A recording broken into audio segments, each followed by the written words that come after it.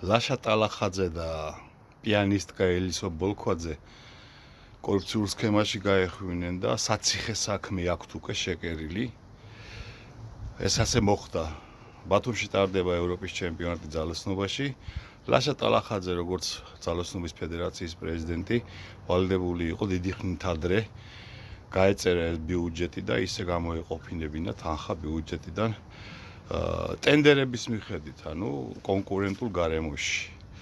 მაგრამ მან რა თქმა ზეთ ჩემპიონატის წინ ცერემონიის გახსნისათვის, ასე ვთქვათ, ბათუმში მოთხოვა 250,000 ლარი აჭარის კულტურის მინისტრს, ამ პიანისტკა ელისო ბოლქვაძეს, რომელიც იქ არის დასაქმებული რატომღაც.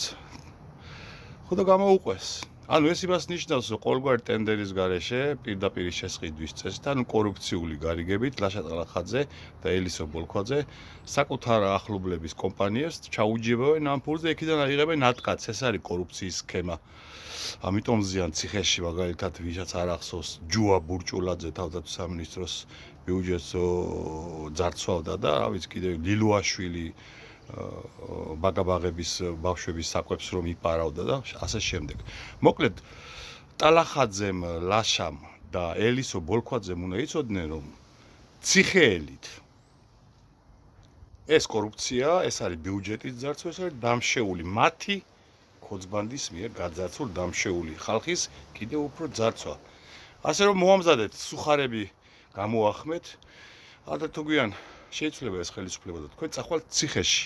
ერთი პიანინოს დაუკრავს ქალთა კოლონიაში, მეორე კიდევ პარაშას აწევს ძალოვნურად.